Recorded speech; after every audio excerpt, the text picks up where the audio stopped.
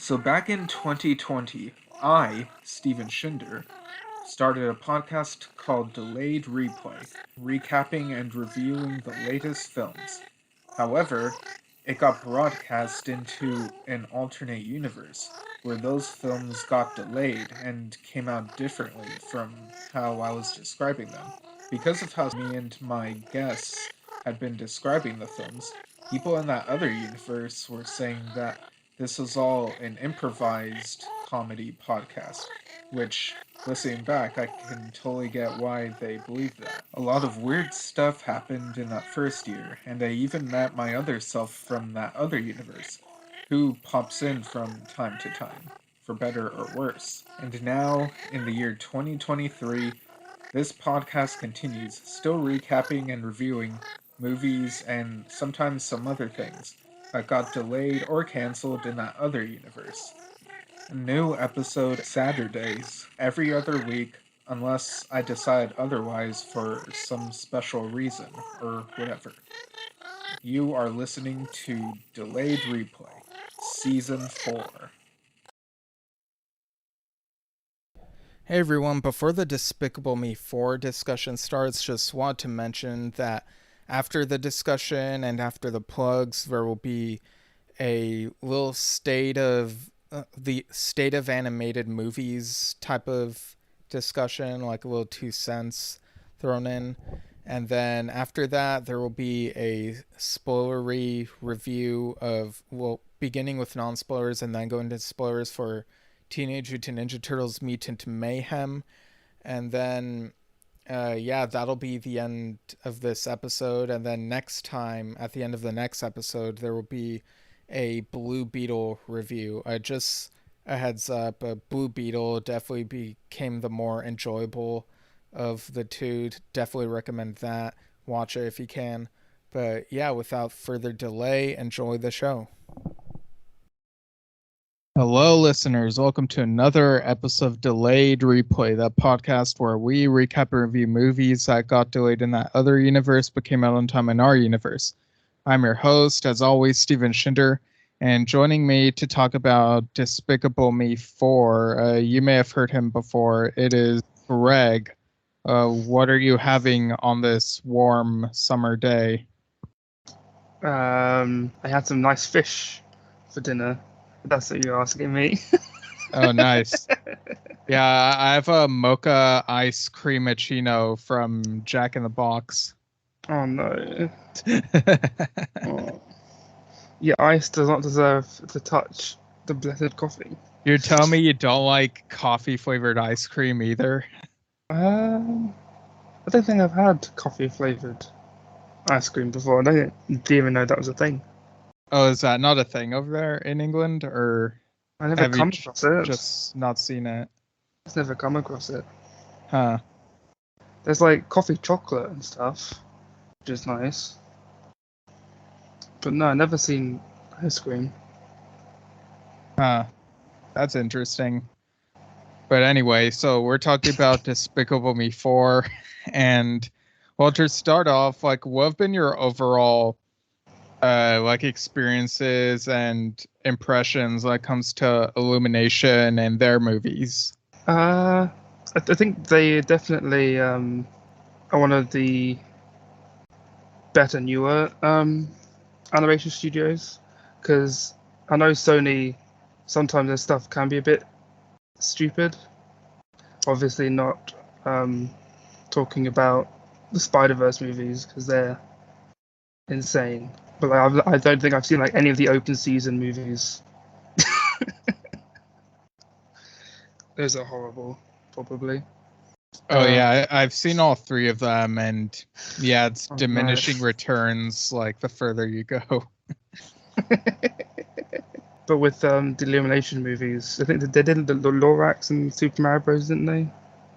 Yeah, they did. Yeah, they seem to be quite consistent, I think, compared to other studios at the minute. Like especially Disney. Like Disney go up and down at the minute. I'm not sure if there's anything they've made recently that was amazing. Yeah, I'm kind of having a hard time remembering what the most recent thing Disney has put out animation wise is, because I know there's like Pixar's Elemental, but I haven't seen that one, so I don't know. But yeah, I feel like with Illumination, their animation style consistently looks decent at least. But I feel like in terms of like the story, sometimes it can be hit and miss. Like I really enjoyed Mario, but there's stuff like the Secret Life of Pets movies that are just like oof, you know. So it's like sometimes you kind of don't know what you're gonna get. It's like a box of chocolates. Yeah, exactly. A box of coffee flavored chocolates. But no, this Secret Life of Pets sequel had Harrison Ford in it, so that saved the movie for me. But I wasn't really a fan of the Sing movies. But everything else has been pretty good. Yeah, I kind of liked the Hop. Sing movies, but yeah, they're not for everyone. I don't think I've seen the Grinch one that they did. Yeah, I thought the Grinch one was good. Like it's kind of in some ways it kind of updates the thing in that he has like social anxiety, so they kind of throw that in a bit, which I do appreciate, but I feel like the previous versions I still prefer at least a little bit.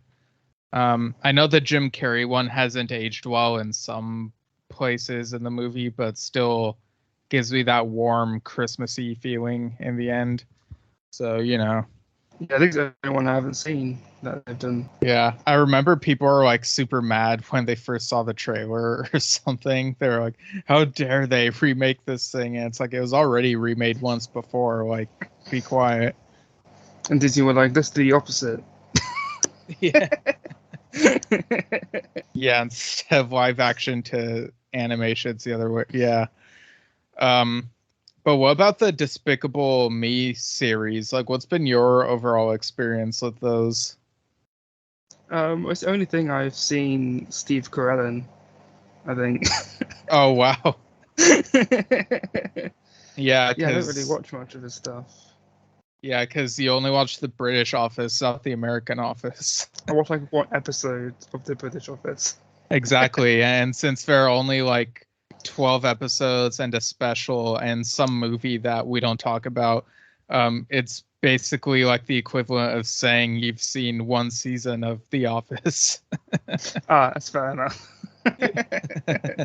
Yeah, it's like the same percentage of watch time. Yeah. But he was in Asteroid City, I think, which I quite enjoyed. I don't know if you've seen that one yet. I haven't seen it yet. Movie. Yeah, I see that I think it's streaming now as of when we're recording, so I might catch it. I think it's like on Peacock or something. But yeah, Steve Carell, he's done. I mean, I know you already know this, but he's done like a lot of comedy movies. I was even in a comedy drama that I really like from like 10 years ago called The Way Back, where he kind of plays against what you'd expect from him. Like he plays a stepfather who is he's kind of mean to this. Well, I guess he's not technically a stepfather. He's like the mom's boyfriend. And he like basically the beginning sums up his character. He asks the kid, I forget what his name is, Duncan, I think that's what his name was. He asked Duncan, like, what would you rate yourself on a scale from 1 to 10 as a person? And he says 6, and then Steve Carell's like, no, I think you're a 3, and it's like, like just right there, you know what a terrible person he is. Yeah, that's Steve Carell in just real life. But yeah, that was like pretty different from what I expect from him. But here in Despicable Me, you know, he's playing a dad who's actually surprisingly good as a dad, you know. He's got the 3 daughters and now the wife and teenage daughters as well, so it's pretty tough. Yeah, like they definitely argue as teenagers do now, like in this one. So I feel like in that sense, this film kind of loses some of the charm because it's like there's a lot of yelling and screaming now, and it's like just shut up already, everyone. One of the things well, I think you might already know this, but I watched the new Teenage Mutant Ninja Turtles movie, Mutant Mayhem, and the turtles don't like yell and scream or whatever, but they do talk an awful lot, and they say some cringe stuff. Like they keep mentioning celebrities on and on, and it's like throughout the movie, I kept thinking, "Can you just shut up already?" Yeah, so some of those horror movies that come out recently, where they just use like, I don't know if it's Gen Z humor or whatever, but it's just not funny at all. Oh yeah, I think Know what I mean? Bodies was one of them. Yeah, yeah, it was horrifying. Yeah. And not in a good way.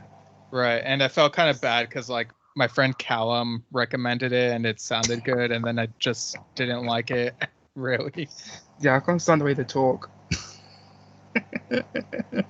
Nobody should be allowed to talk like that. Right, and it's weird because in this movie, you know, the daughters are teenagers. I think the oldest one is like going off to college or something, and but also like Gru and what's her face, Kristen Wiig's character. I'm like blanking on her name. Lucy Wilde. Lucy Wilde.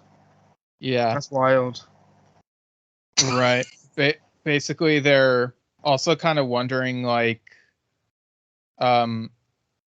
what are they gonna do when the daughters eventually, like, they're all grown up and they all leave the nest. So they're kind of feeling like they don't understand their teenage daughters right now, but they're also like kind of dreading when they're leaving. And so it's this weird existential thing where they both kind of feel like failures, even by like just not understanding the daughters and like how to connect with them again, if that makes sense. Yeah. It's a really weird dilemma, and like I don't know, like is this the direction that they should have gone, or do you think they should have gone with something else? Well, I mean, it's very poignant at the moment, I think, because of just children being absolutely reckless, you know. And but with the family dilemma, it causes them to seek out a way to get them out of their environment, because it's all like the schools and bullying and all that sort of stuff. It's like all the internet. It's, you can see them on the phones all the time, and it's like we got to get them out of that situation. So the main premise of the story is them going on vacation to another country to see if they can pry the kids away from their phones. Yeah, because throughout this whole beginning of the movie, you see the constant thing that they do where they send text messages and you're bombarded by them on the screen. So it's like, I feel really sorry for anyone who saw this in 3D and had to put up with that sort of stuff just flying at you, you know, the text messages. Yeah, they say keep your phone quiet, but they just shove it in your face. Right. But yeah, Gru is looking in his scrapbook. You even see like some of the stuff that he and the minions were up to in Rise of Gru. So, you know, going into space and stuff, you see like those nice little continuity nod there. And he gets inspired, like you mentioned, how like they should go on vacation somewhere. So he basically spins a globe and then tries throwing a dart at it. But then it bounces off of the globe and hits him in the knee. Like a dart to the knee. Yeah. I used to be an adventurer. I used to be an adventurer like you, but I took an arrow to the knee. I know. Yeah. So basically Lucy just like chooses a place that she's like, let's go to India. And they're like, oh, okay. So they end up going there. But there's also like this little dilemma of like whether or not they should also invite Gru's brother Drew, from the third movie. Yeah. So they're kind of like, would it be wise to invite him? He can be a bit much. And then, what do you think of how they handled this part of the movie? Well, like they had to sit him down and like it's like a family, like last resort to like tell him like please can you stop? It's like you're going to come with us to India, but could you please don't be your usual self? We need to show the kids like how to be, I don't know, normal, because obviously they're not, because they're like used to be super villains and everything. But at least a semblance of normality in their life. Yeah, and so Drew agrees to the point where, because they asked him to not be himself, so he decides to change his voice. And this is when they get another voice actor to do his voice. And that voice actor is Adam Sandler. Oh. But it's like he puts on a weird voice though. Like he tries to make you think, oh, that's not Adam Sandler. No, yeah, it's like the childish voice that Adam Sandler sometimes does, where he basically like he would sound like, I am Drew, and it's just like, oh, that's like really annoying. Yeah, he really took a dive after Uncut Gems. Don't think he's put out a good film since then. Yeah, I thought the movie Hustle, the basketball one he did after, was decent. I actually didn't like Uncut Gems as much because I got tired of all the yelling, to be honest. Wow. I mean, you must have hated The Wolf of Wall Street, because that's all that happened. I mean, yeah, I did hate it, actually. So they go to this resort in India, which just so happens to be called The Last Resort. Papa Roach just comes out. This is my last resort. No, I didn't get it. Wait, can you explain that to me? Papa Roach wrote a song called Last Resort. Oh, yeah, I'm not familiar with that. Oh, yeah, you have to, after this episode, you have to go and listen to it. That's your homework. Oh, damn. Homework again? Dang. I thought I graduated years ago, but okay, I guess. We thought your work would give you homework. Yeah, just so I think I'm out, they pull me right back in. But anyway. Here we go again. Yeah. CJ. Get off the bike. No, not the train. But yeah, they go to this last resort, which, unbeknownst to them, is run by some other supervillain. What'd you think of the supervillain that they had here? I mean, the fact that they called him Get Jiggy With It, I was like, okay, either this is going to be like a saw, like it's a jigsaw kind of thing, or Will Smith is just going to bounce out and he's just going to start singing and everyone. Yeah, so Get Jiggy With It is he's kind of seems like a like trying to be a jack of all trades. Like he sees himself as both a chef and a judge. So he wears like one of those chef like hat things, but also a judge's robe thing, and it's not a very interesting design in my opinion. Like, no. But when they meet, Get Jiggy With It, they're like, oh, hello, and then Drew is basically like asking if he has a rat under his hat, and like just trying to take off his hat, which becomes a running gag and gets like really annoying. And it's like, no, that's Pixar. It's the wrong animation studio. Yeah, like he literally says that, like breaking the fourth wall. Who'd have thunk it? Yeah. Also, Gru and the family, like they consider bringing the minions, but they're like, they might be a bit much. So instead, the minions decide to go off and create their own vacation place called Illumination. Illumination Mansion. This is Yeah. the Dojo Casa. What's it? Mojo Dojo Casa House. From Barbie. Yeah, what a weird movie. Yeah. It's like Mojo Dojo from Powerpuff Girls. I remember that.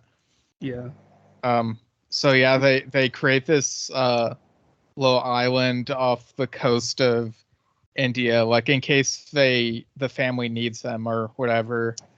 So the family starts doing like some activities at the last resort. Now and then we cut to Illuminion Nation and seeing the minions do their stupid antics. Like doing ballet and what looks like a reenactment of Twilight. Like one of them's dressed as a werewolf, another as a vampire, and it's real weird. And I honestly feel like there was like too much minion screen time in this one, and that's not a new criticism.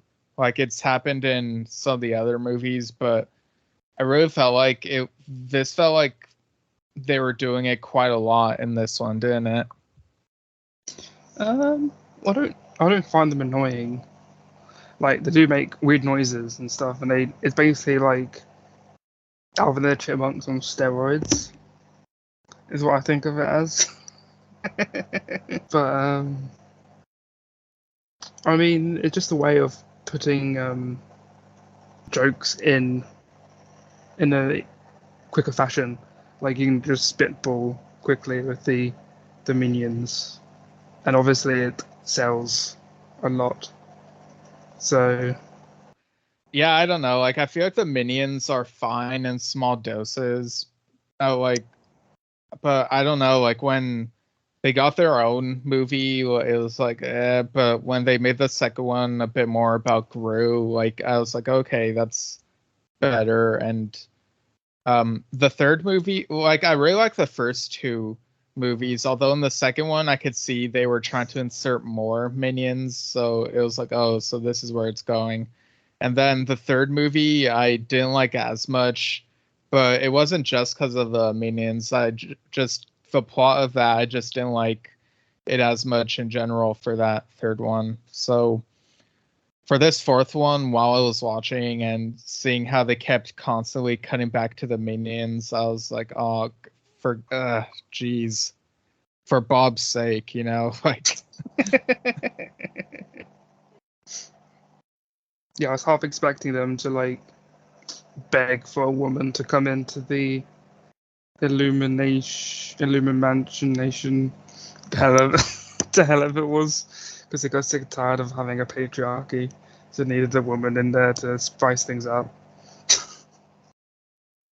Right. Yeah, that was like something I was kind of confused about with the minions. Was I don't remember if they ever addressed like the gender politics of minions, but yeah, there was this weird gag where they like build a snowman and make it look like a woman, but because it's like the weather's like super hot, it melts like super quickly, and then they all start crying, and it's like super annoying. Yeah, so get a grip, man. You got each other. The bros are there for you. They just party all the time whilst they're like Oscar and the fan are like just wandering the streets of India getting harassed by people on bikes. These people on bikes, like it turns out that these ones are working for Get Jiggy with It, so they're trying to steal stuff from Gru and his family like trying to steal their knowledge in order to improve this device that Get Jiggy with It has. And like he's trying to create this flamethrower freeze ray, so it's like a 2-in-1 type thing. Yeah, it like boils them, but then also freezes them afterwards. So it's a net zero kind of thing, but it doesn't really do anything. Or like they melt. You probably ended up because like get jiggy with it. Finds like he ties people up to these poles, like to like show off his weapon. Like he freezes them first, and then he's like, "Oh, it's fine. It's fine. This weapon's fine. I can save you." And he just switches it into the freeze ray, no, into the flamethrower, and then the ice goes away, but they're all dead. And he's like, "Oh, I'm sorry." He goes up to the people on the poles, and he's like, "I'm a good person on the inside. I'm sorry I did this to you. Will you please forgive me?" And then like he like grabs the mouths and like makes it seem like they're talking back to him, and it's like, just stop, man, just stop. Yeah, this guy got surprisingly dark, actually. And also Dr. Nefario is still frozen in carbonite, but they bring the thing of carbonite with him in it with them to the resort, so it's like they're constantly lugging him around even though he's like still frozen. Well, the guy has a flamethrower. Why don't they just give it to him to melt? Yeah, I mean, eventually that is what happens, but yeah, it kind of feels like Russell Brand only wanted to come back for a short session. Like, it kind of felt like he wanted to just record in one day and then peace out. But at least that's the vibe I got. It's pretty nefarious, if you ask me. Yeah, Dr. Nefarious from Ratchet and Clank. I wouldn't know. Yeah, no, I didn't expect you to. Yeah, it also felt like the dialogue in the movie just felt really phoned in. Like, I almost got the impression that most, if not all, the actors like didn't really feel like they wanted to come back, really. No, I feel like you could have ended on Despicable Me 3, to be fair, and just like go back with like the Minions movies, because it lets you go back to Gru's childhood, which is honestly more interesting than anything they could have done in his future. Like, there are plenty of films out there that deal with this is literally The Incredibles too. Now that I think about it. Oh yeah. Like, you don't, like, it's not really necessary, is it? Like this type of story. I mean, with Incredibles 2, I actually really liked that one, but I feel Yeah, like... I'm saying because they did it already. You don't really need. Oh, I see. Yeah. Just because trying to do it with Despicable Me 4, it's like, well, it's really hard to do that. You could have done a different story, you know.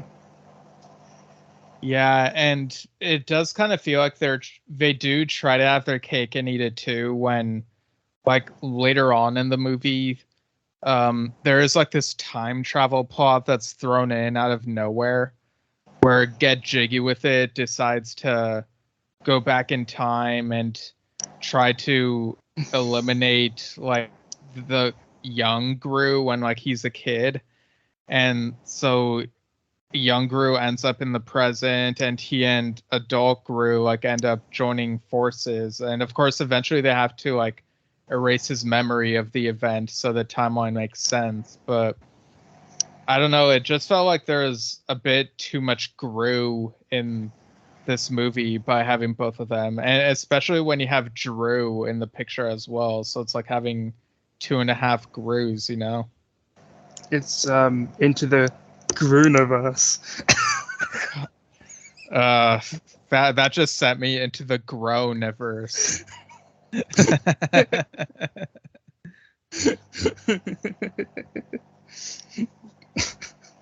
Yeah. Also, at some point, one of the minions is like dressed in red and has a hat and a mustache and the overalls and looks very much like Super Mario, you know?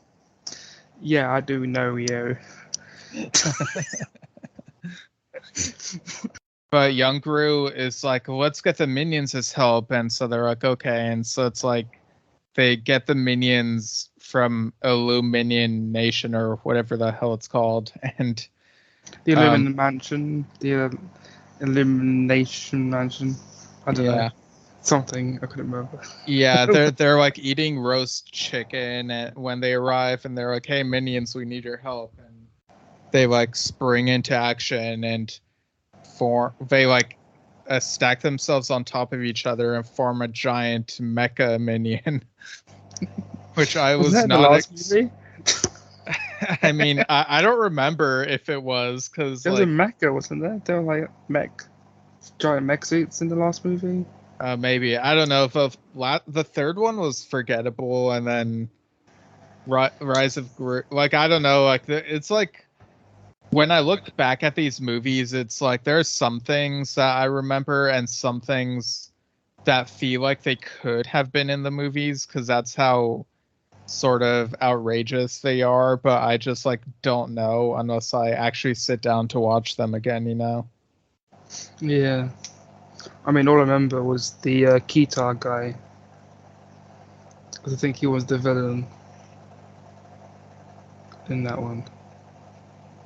In the third one? Yeah. Yeah, it's been a while. A former child actor for the 1980s. From destroying Hollywood after the show was cancelled. Oof. So nowadays, with Netflix cancelling every show that comes out. Right, unless you're like Stranger Things. I didn't know they got the prequel thing coming out, so haven't they? Yeah, like I'm pretty sure there's like a spin-off in the works. So, you know. Have you seen all of it? Yeah, I'm all caught up, yeah. Oof. I've seen one episode. Yeah, I mean, it's a show where they should have quit while they were ahead and just left out one season. Or did it end on a good note, or was it something that they were like, oh yeah, we could carry this on, or we couldn't? The end of the first season, it did have an ominous, like, final note, so it did kind of feel like they left the door open in case they wanted to continue. But I honestly would have been fine if they just left it there, even with that final ominous note. Back to Despicable Me for Awakens. Wow. I can't remember what was next. So we have. Well, get jiggy with it. Tries beating up these minions with like his evil jiggy dance moves. Yes, he does like a jiggy ballet. Yeah, but the minions have also been practicing ballet, so it's like they're evenly matched. Yes, could dance off, but like keep kicking each other in the face. But it gets the cartoon, or the comic book sound effects when they keep hitting each other. Oh yeah, like pow and wham, that type of thing. Now that I think about it, that just reminds me of the Lego Batman movie where the gun is going pew pew pew. Yeah. And of course, since they're in India, they feel like they have to turn this into a Bollywood dance number, this fight sequence. So everyone starts dancing, and it goes on for quite a while. Yeah, I think that was at least half the movie. I think. Yeah. It was a long time. I feel like that happened with something else I reviewed on the show. I can't remember which movie it was, but yeah. I'd have 2 cents if this happened. Yeah, it felt like they just made like a really long music video. Like, I don't know why they thought that'd be a good idea. I guess if we didn't have a story, they're like, okay, let's just put like a huge ass music video. Yeah, this Minions Bollywood music video thing. It should have been called Despicable Me for Minions. Minions meet Bollywood or something. Yeah, or I was thinking, I was kind of surprised that they didn't title this Despicable Minions, you know? Or on the I in the end becomes a 4. Sure. You know they would do that like they did a Scream where they put the M and just the 2 lines of the M into a 6 for some reason. It's quite. Do you remember that? For Scream 6? Yeah, they took some of like the lines of the M. Oh yeah, they Into the did. Like 6. the VI, yeah. What's even the whole? I actually thought that was clever. But hey, if they ever get to Scream 50, they could just highlight the M, since the M is like Roman numeral for 50, I think. Or is that 100? I don't remember. I do not know, but I don't think they should make any more Scream movies. I think they should make an infinite number of Friday the 13th movies because I haven't got to the 13th film yet. Like, come on. Yeah, they should. It's got to at least get to 13, you know? It's like Halloween did it before they did. But also, I feel like the fact that Friday the 13th of all horror film franchises hasn't had a 13th Friday the 13th just kind of feeds into this idea that there's like this curse against there being a 13th one, which is kind of fitting because of bad luck, you know? It would just be called Friday the 13th, the 13th one. Yeah, or they could just call it the 13th Friday the 13th. Even though one of the movies was a reboot in a separate timeline, but who cares? Like, just call it that, you know? I hated that movie. I know you liked it though. Yeah. It's like I love Freddy versus Jason. Like, oh my god, yes. Yeah, I mean there are worse ones than Freddy versus Jason, to be fair, but yeah. Oh, yeah. Like with Jason X. Yeah. Hands down one of the worst horror movies I've ever seen. Right. But yeah, so it takes a while for this Bollywood dance number to end. I was surprised, and not in a good way, that they even included these characters from an Illuminations short called Everyone is a Weenie, or Every One of Us is a Weenie, and there's like some weenies that are like sentient or something. How's a weenie? You know, like from hot dogs, you know, but it's wieners. Like, yeah, wieners, yeah. But they are, you know, sausages, you know. Thankfully it's not like that Seth Rogen movie, but that Illuminations short was like very, like, I was like not liking what it was laying down. It was just made me not want to be watching anything. Like it was bad. It was pretty bad. So to insert that into this Despicable Me movie is just oof, you know. Yeah, it was a bit rough. I don't need to see all those sausages. Right. They did minion coloured as well, and they had like little Gru outfits on. Yeah. And they grew legs. They wouldn't transform.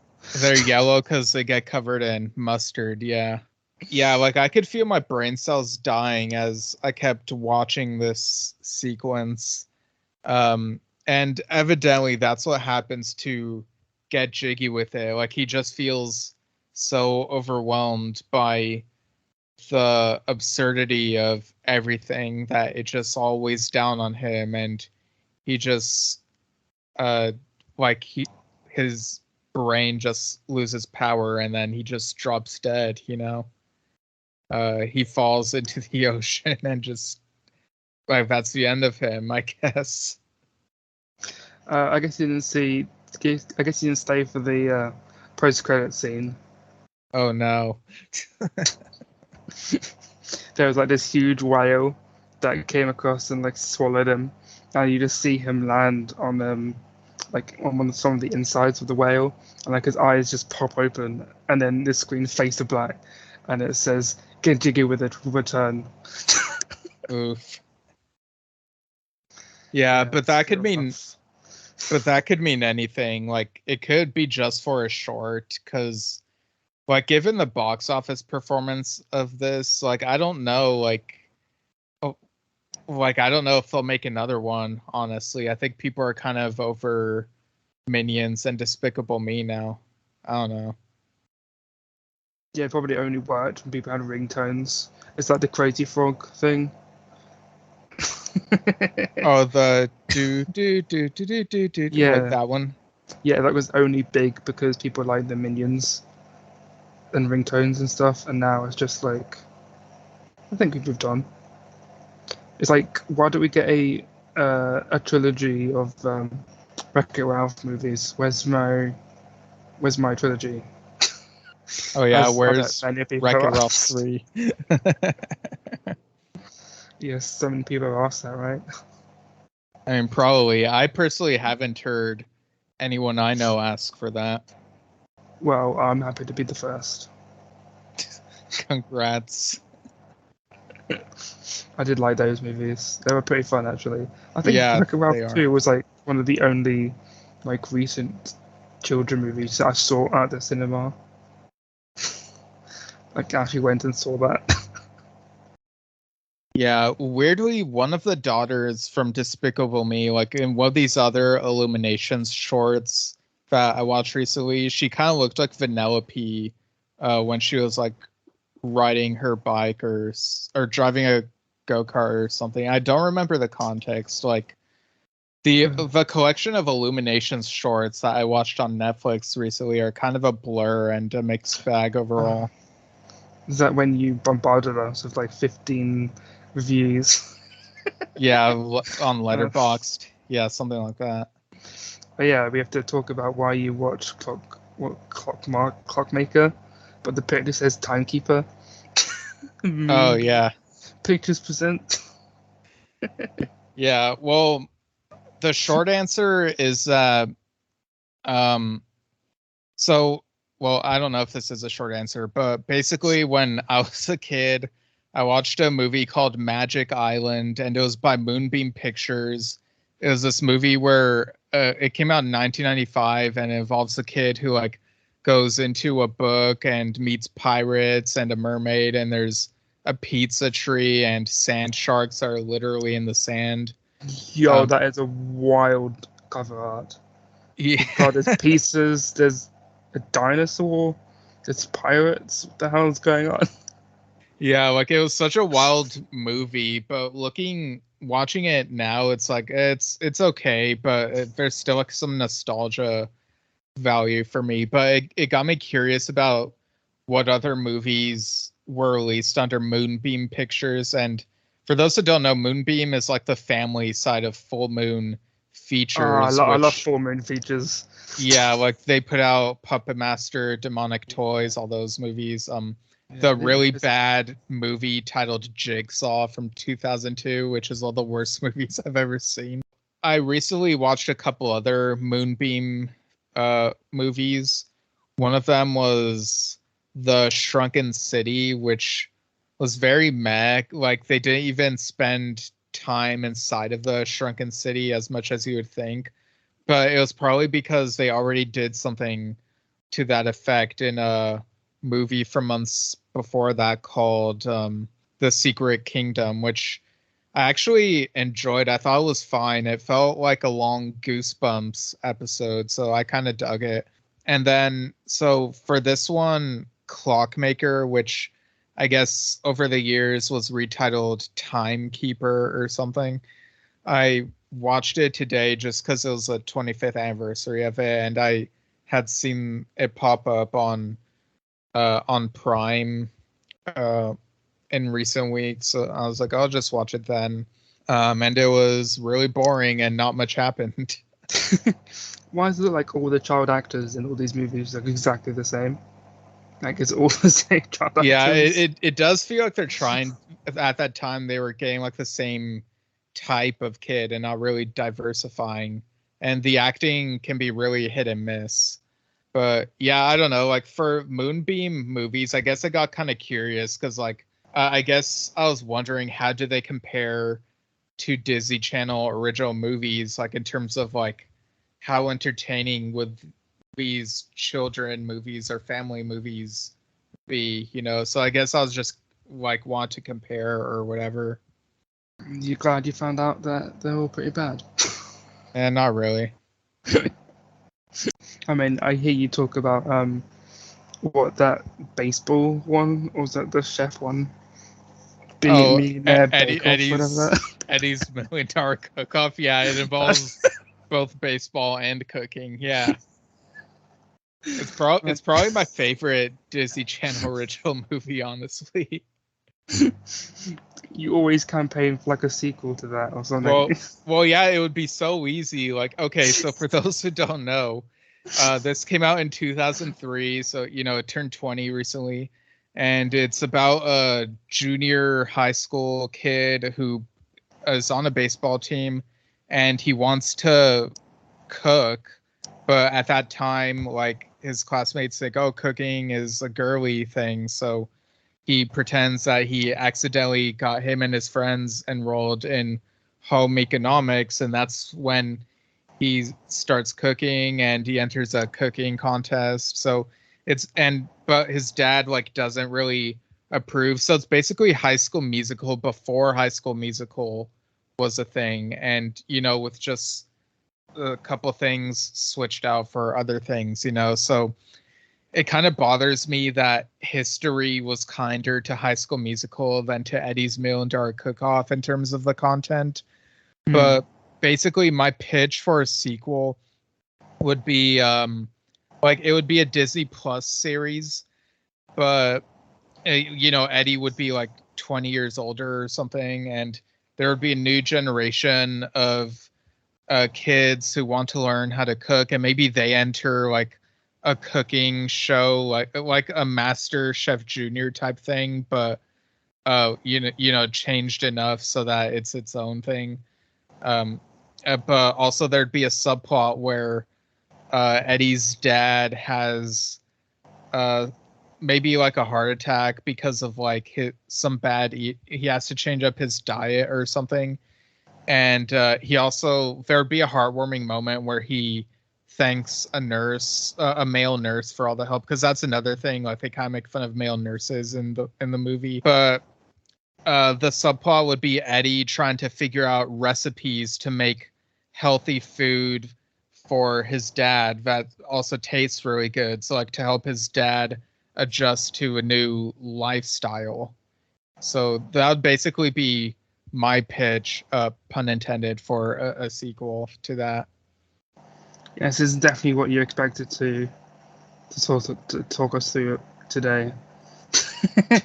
I mean, honestly, no. Like, if anything, I thought maybe I would talk about this idea on another friend's podcast someday. But yeah, this will be the main selling point of this delayed replay episode. I guess. You'd get like one season of it and they cancel it, like Willow, but like well, give you, yeah, like, hope of more seasons. Yeah, it would be only one season. Yeah.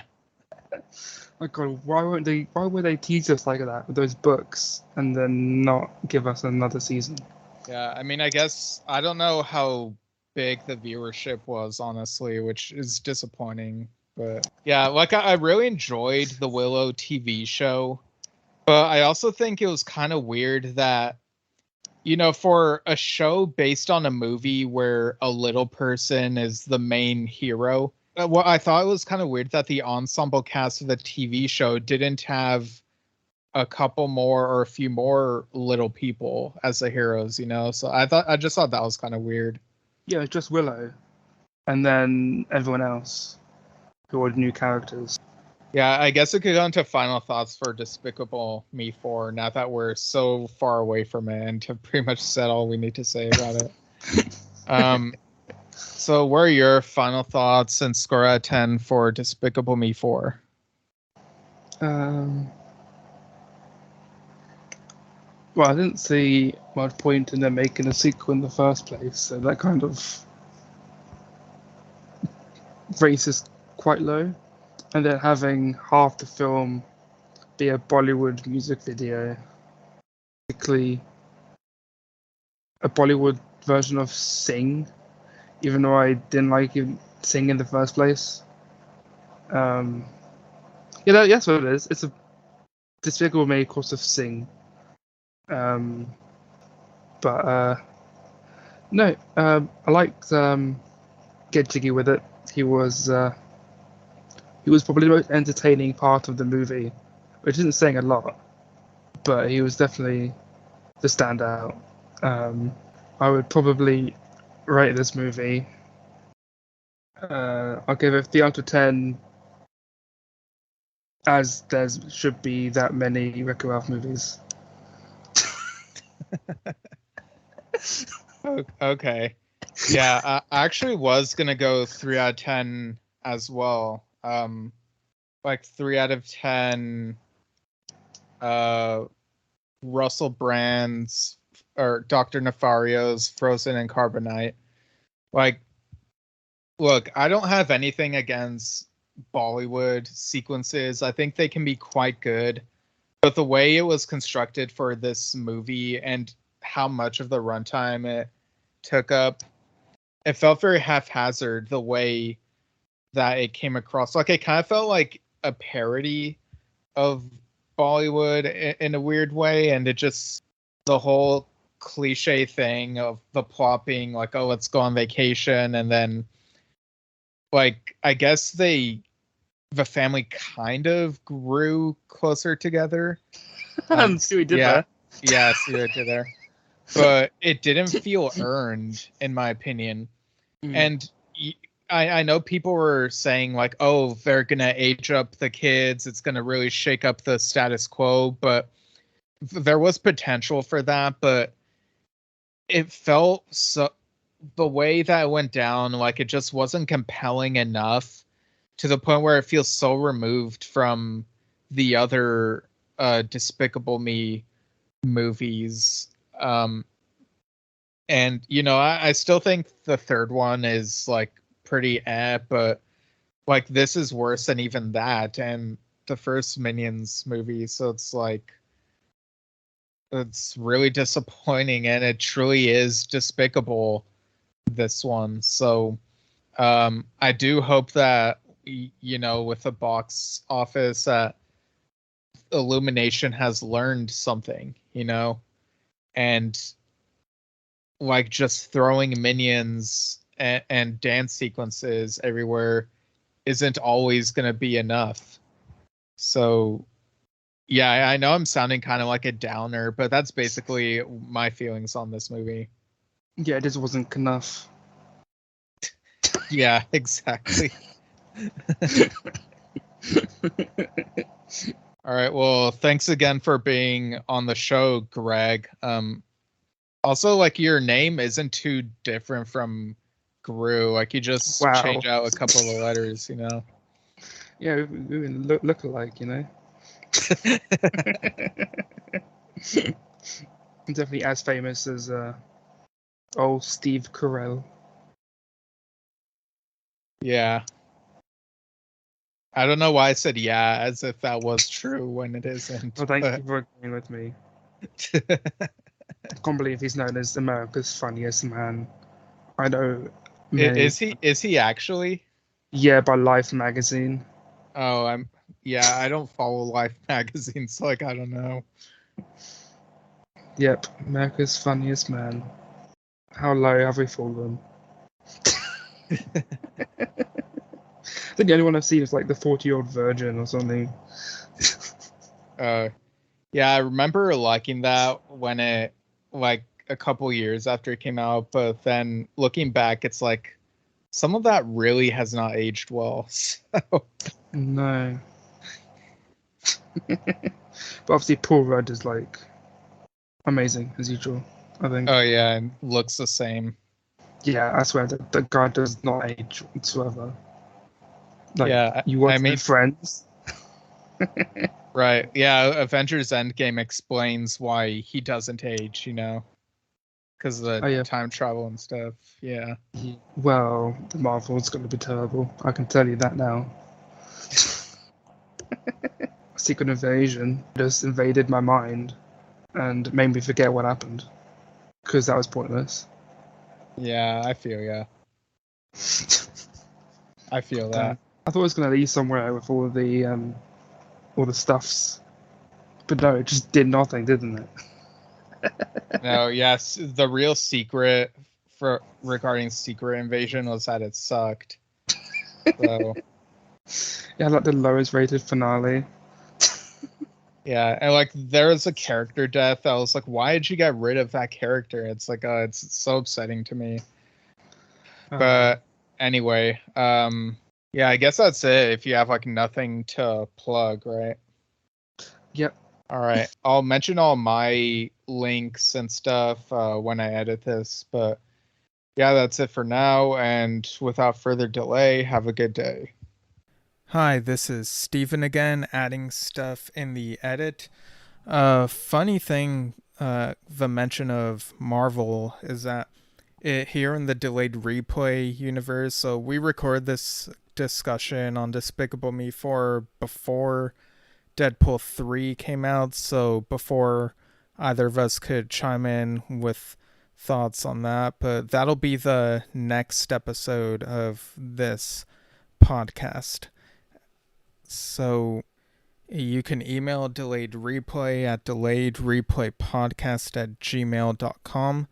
Let us know your thoughts on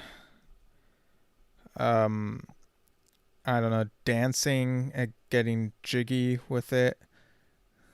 And yeah, in a moment there will be a discussion, a brief one on the state of animation, and then a review of Teenage Mutant Ninja Turtles Mutant Mayhem. But first, the links and whatnot, the plugs. You can follow me at Steven Shinder on Instagram, Twitter, Threads, Steven Shinder Storytelling on Facebook. You can find me on Goodreads, Letterboxd, stevenshinder.com. All that stuff is in the show notes. My new novel, Trespassing Through the Visages, is available on Amazon. You can look up info on that and the first Standalones and Stepping Stones book just by looking up my name on there. And you can also find me on Yesshift, a podcast that I do with my dad. It's also a vlog. We talk about Yes, and I've talked to Yes members and people who've worked with Yes members. Like we've interviewed Kevin Godley, Royna Stolt, very huge names in music. Definitely check them out. And yeah, there's more stuff coming out. So yeah, give us a follow if you're into music and whatnot.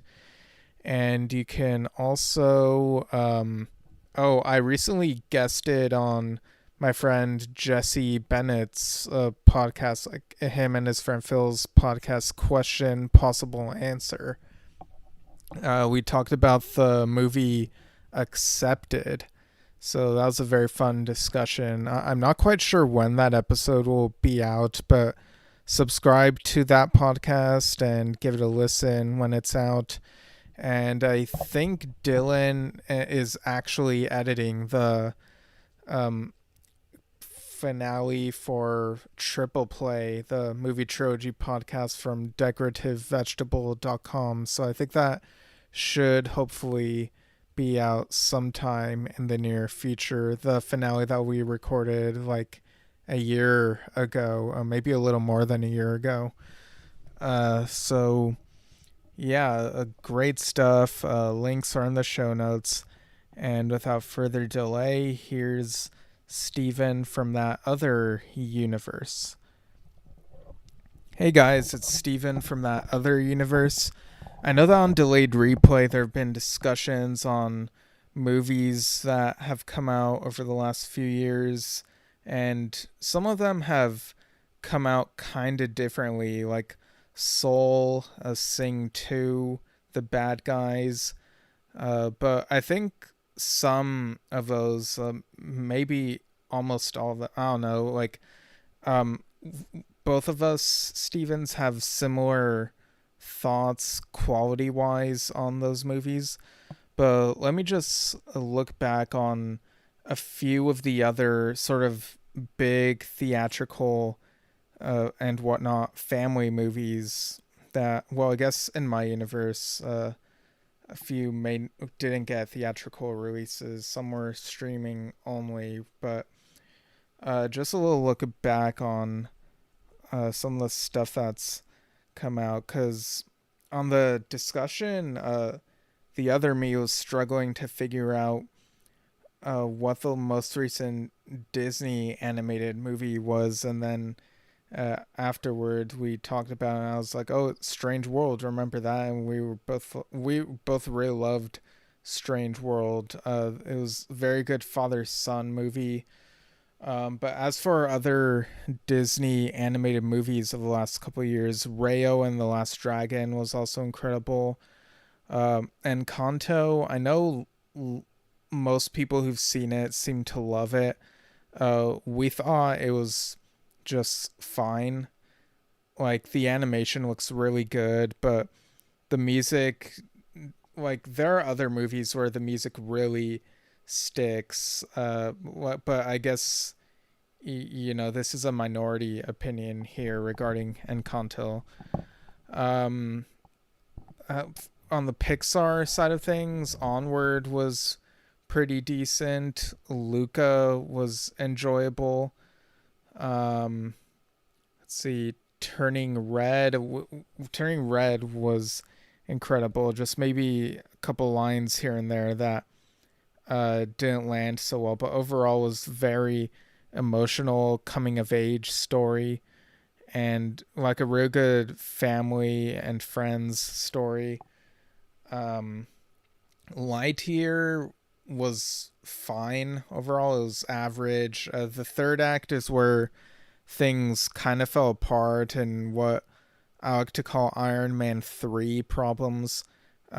So I'm not spoiling anything about that in case you haven't seen it, but I feel like, I don't know, maybe I'm just attached to the lore of the older animated Buzz Lightyear show and what seemed to be suggested in things like Toy Story 2. But I think Lightyear would have, maybe my opinion on it would have been better if instead of it being presented as, oh, this is the movie Andy watched in 1995, it would have been more believable if it was a movie that adult Andy saw with his kid, and then maybe have it be a story about accepting like some of the changes with different iterations of your favorite characters or franchises or whatever. I think that would have landed better, honestly. Um, Elemental ended up seeing post this episode being recorded, like both of us Stevens saw it, and we had the same opinion. It's fine overall as well.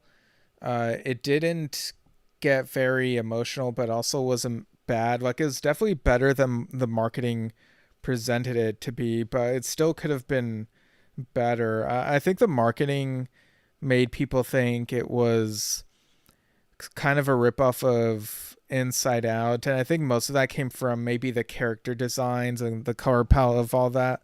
But the setting is really interesting. I just wish they could have tapped into the setting even more.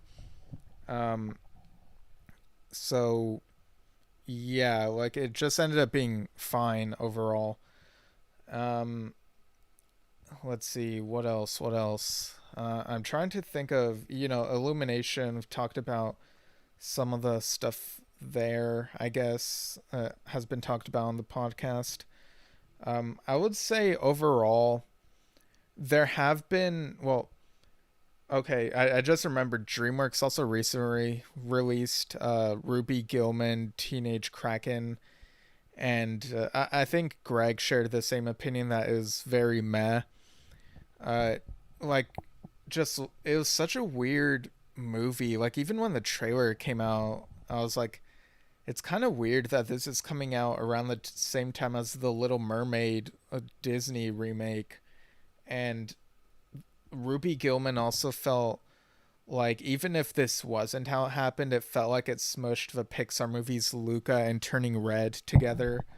So it felt really derivative, didn't really have much that really resonated because it didn't really feel very new. So it was very meh. Didn't really enjoy it. Um, I don't know. Are there Trolls movies still coming out? I don't understand why, but yeah. And again, I'm just touching on the movies. I know if I touch on the shows, there's like a lot more that like this discussion would be super long, but overall, I think that while some of these have been good and there have been maybe a couple of duds here and there, the animation has looked good in much of these, but there's still like it feels like for each of those companies, there's been a really uniform style for the most part, to the point where for each of those companies, the style has felt samey. And I know the sentiment has been that the Spider-Verse movies have broken that mold, but I kind of feel like maybe, movies like Intergalactic and Mutant Mayhem trying to tap into the style of Spider-Verse is, like these animation studios should try different things, but I kind of worry that maybe some of them will be relying on the Spider-Verse style too much to the point where that style will feel kind of samey over the next few years.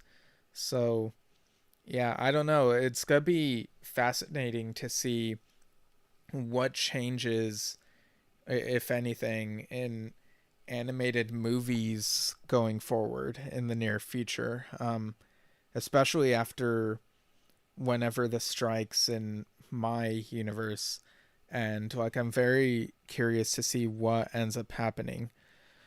But yeah, so those are my 2 cents on the state of animation. I'm not an expert, so I can't really say a whole lot. But yeah, those are kind of my thoughts, the vibe that I've been getting. But anyway, on to Teenage Mutant Ninja Turtles Mutant Mayhem. Now, before getting into spoilers, just letting people know where my fandom lies as a Turtles fan. I got really into the Turtles with the 2003 animated series when it aired on reruns on a Cartoon Network animation block called Magoozy, which was really cool. It was like this CGI animated characters. This girl would go underwater to this like submarine type place, like an underwater facility, and there'd be these creatures. One looked like a giant frog, and like, look up Magoozy on YouTube if you're not familiar. But yeah, that was the animation block where I watched reruns of the 2003 Teenage Mutant Ninja Turtles, and then eventually I was watching new episodes as they came out, and then through the fast forward, feature setting season, and then back to the sewers. The last couple of seasons were iffy, but I still maintain that those first few seasons of TMNT 2003 were peak. Like, they're my preferred iteration of the Turtles. And of course, that animated show made me want to rent the live action movies from the early 90s, and I even watched the first episode of the 1987 series, which, as a, how old was I, like 10, 11, or 11 or 12, like around that age, like I could tell how goofy the 80s series was in comparison, and I was like, yeah, I'm not sure this is for me. And then the 2007 movie I really dug because it felt like it carried over the tone of the 2003 series and I suppose the original comics, even though it was a separate universe and kind of an unofficial sequel to the early 90s movies, in broad strokes. They're separate universes according to the Turtles Forever movie, which was interesting. But yeah, and then the 2012 animated series came around, and I followed it for a bit and then fell off because of college, but then eventually came back to it. And it really felt like a perfect melding of the tones of the 1987 and 2003 cartoons. Overall, the 2012 series ended up being really good, and probably one could argue more cohesive than the 2003 series. Again, it felt kind of divided because of Fast Forward being thrown in there. But yeah, and the mocap movies were very like it kind of felt like they kept changing their minds about what they wanted with those movies, and just overall kind of didn't work really. And then Rise of the Ninja Turtles, that 2D series from the late 2010s, I guess it would, maybe early 2020s as well. I don't know. I like the concept of throwing in some more magic weapon type things, but overall the tone for that one felt very juvenile to me and just really cringe and tough to really enjoy, which is why the Rise of the Ninja Turtles movie from Netflix, I was kind of surprised that I really enjoyed that one, and the characters felt closer to how I wanted them to be. They weren't as immature as in Rise of the Ninja Turtles. So, based on all that, I'm sure you could probably tell that I was not that into the new movie Mutant Mayhem because the Turtles felt very immature, kept making references, like specific pop culture references to today. And I was trying to think about why them acting like teenagers here, like, you could kind of compare it to Turning Red, the girls acting as they did there, but I think the difference might partially be in the specificity. The girls in that movie would make references to a fictional boy band and do all these other things that weren't too specific, whereas in Mutant Mayhem, like, it kind of got, I don't know, it got overbearing and annoying, like how many specific pop culture references there were, and how I kept wanting the turtles to stop talking now and then. Um, so I think now I'll go into spoilers. Again, the animation is great, but to get into spoilers, yeah, I don't, I feel like the ending of the movie makes for an interesting direction for the sequel. The turtles, this whole movie is about the turtles wanting to be accepted by humanity, and they do try to do a moment that's very similar to the crane scene in The Amazing Spider-Man. In The Amazing Spider-Man, I actually over time have come to really love it, but I feel like the way that it happens in Mutant Mayhem feels very been there, done that, and even reminded me of the end of the Super Mario Brothers movie, uh, in my universe anyway. And yeah, I don't know, but the direction that it leaves the Turtles for the sequel, again, like it, obviously they have to throw in Shredder, and with so many Shredder stories, I honestly don't know what I want when it comes to future villains, but the bright side is the direction of having the Turtles finally be accepted by humanity and have them be able to go to high school. That is very different from many other iterations of the Turtles, especially in animation. So I think that's very interesting. I forgot to mention earlier that I have seen The Next Mutation, that TV show with Venus de Milo, the female turtle. I didn't think it was as bad as people said it would, but it didn't make a huge splash. But anyway, yeah, so the ending does leave seeds for an interesting future for this film series. But I also feel like there are some gross out moments that felt like they're trying too hard. Like making April vomit a couple times, it really was a reminder of, oh, right, Seth Rogen was involved in this movie. So it was very, very hard for me to enjoy the movie because of some cringe moments. And I feel like those are still going to be present in the sequel whenever it comes out. So Yeah, I don't know. I'm very split on whether I will see the sequel in the theater or not, or just wait for it to drop on Paramount Plus or something. Um, the thing about the Ninja Turtles franchise is there are so many different iterations that there's bound to be something for someone, and there are definitely a few there for me.